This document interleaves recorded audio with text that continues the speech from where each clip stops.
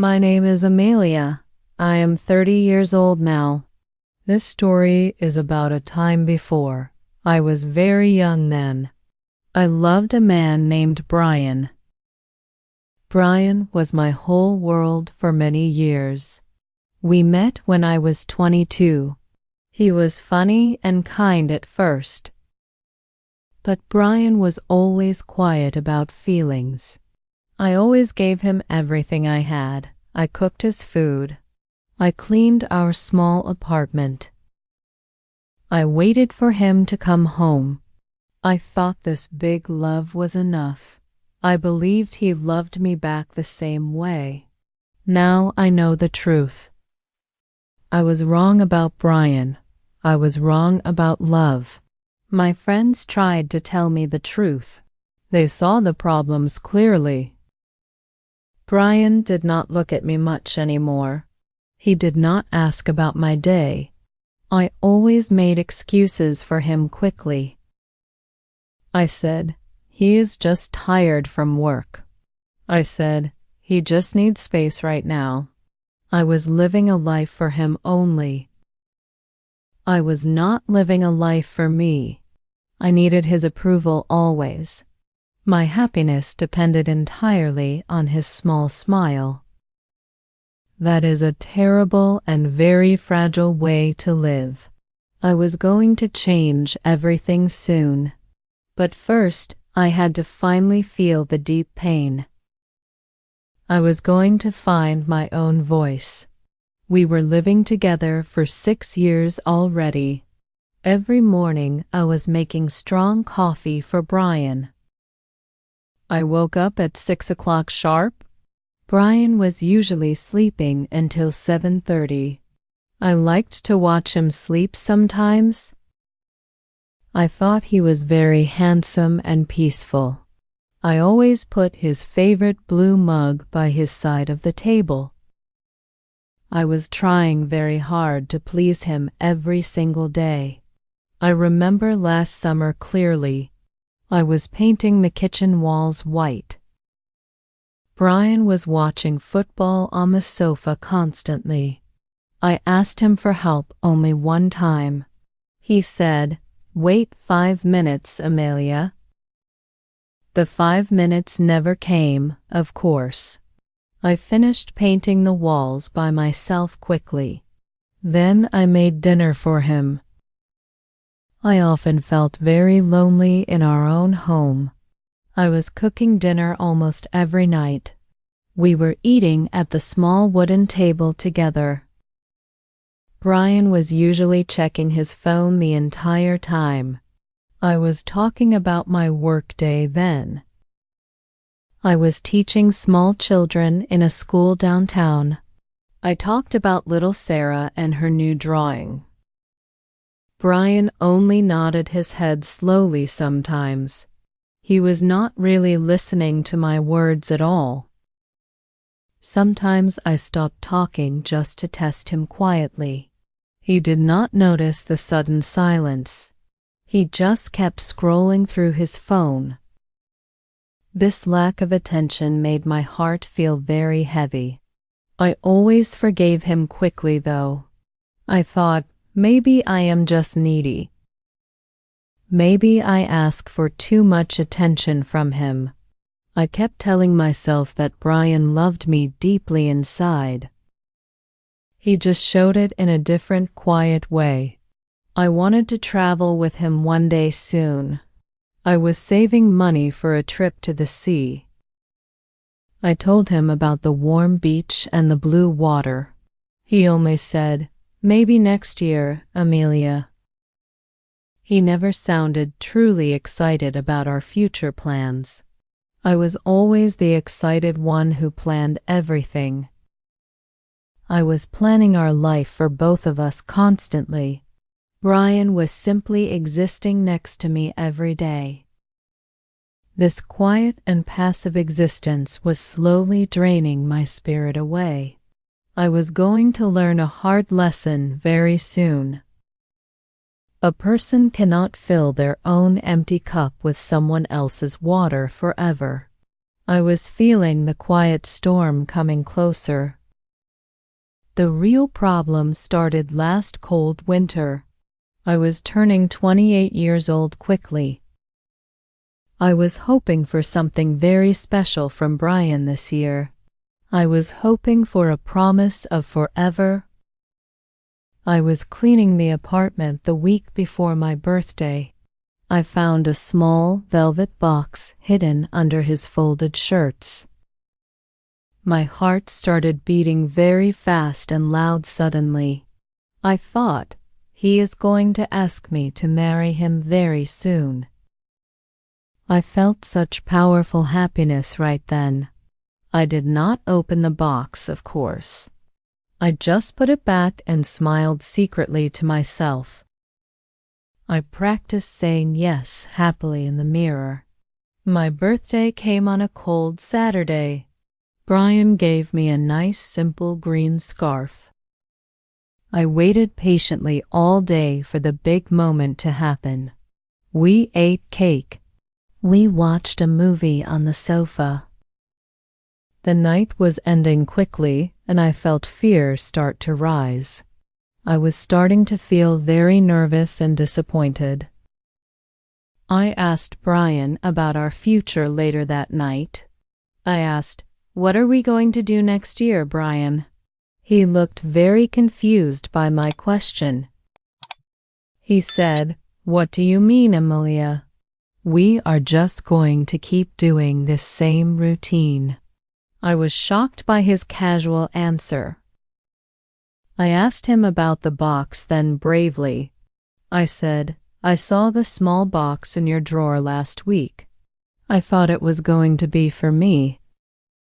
Brian looked very uncomfortable suddenly. His face went very red.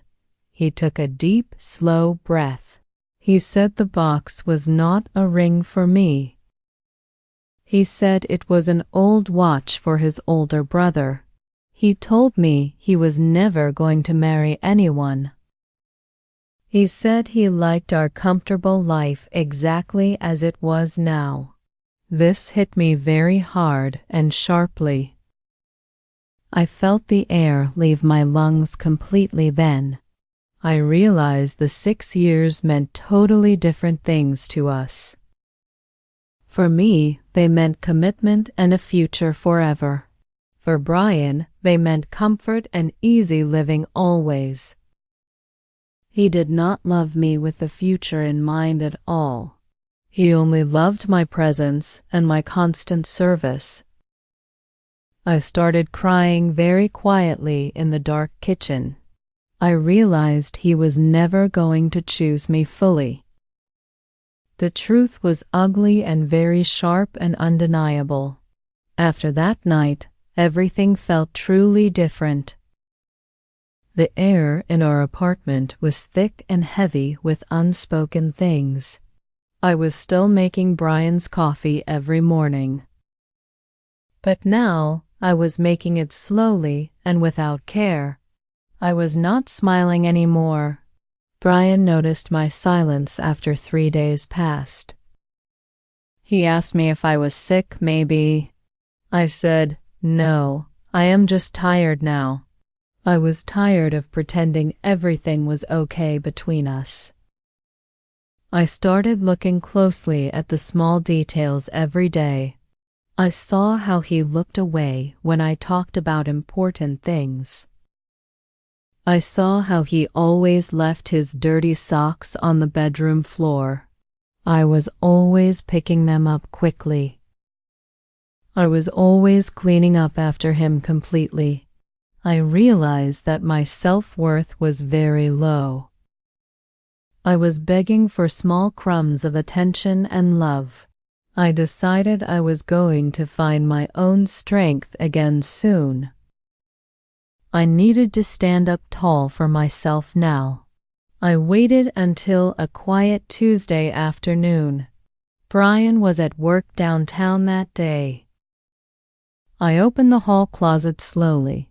I pulled out my 2 big empty suitcases. I started packing my clothes methodically then. I folded every shirt neatly and carefully. I put my favorite blue dress inside the first suitcase. I was packing quickly, but I was not rushing anything. My hands were shaking a little bit from the effort. I was listening to the silence of the empty apartment. I felt sadness, but also a new kind of powerful energy. I was freeing myself from a prison I built. I put all my beloved books in a separate strong box. One loved my books very much.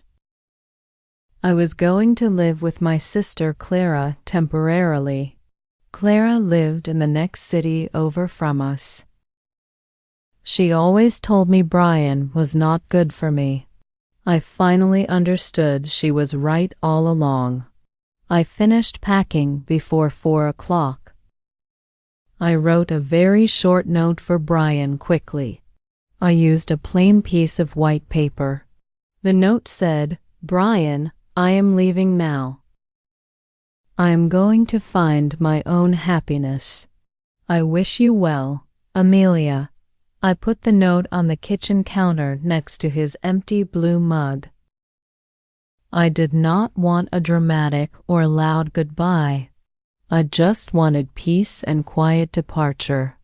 I called a taxi for 5 o'clock sharp. When the taxi driver honked outside, I picked up the 2 suitcases carefully. I walked out the door and locked it behind me softly. I did not look back at the window at all. I knew this was the exact moment everything changed for my future life. I knew I was doing the right thing for my wounded heart. I was going to start over completely new. The first 3 weeks away were very difficult for me personally. I cried almost every single day in the beginning. I was staying on Clara's uncomfortable sofa bed.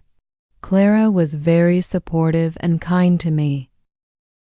She gave me space and strong black tea when I needed it. Brian called me many times that first week. I did not answer his calls at first. Then I finally answered one night late. His voice sounded surprised and maybe a little panicked on the line. He said, "Amelia, where exactly are you? Please come home now immediately." He sounded lost without me there to care for him. This made me feel a strange mixture of pity and resentment rising. I realized he missed the comfort I provided, not Amelia the person. He missed the easy life I provided and maintained. He did not miss Amelia, the woman he supposedly loved. I told him very calmly, "I am not coming back, Brian." I told him I needed to find out who I really was deep inside. He tried to argue with me for a long time on the phone. He promised he was going to change maybe next time. I knew those promises were empty and meaningless words now. I had heard them many times before this. I felt sad for the loss of the 6-year dream we had, but I did not feel sad about leaving him anymore. My hardest moment came when I saw him at the local grocery store. It was 2 months after I left him.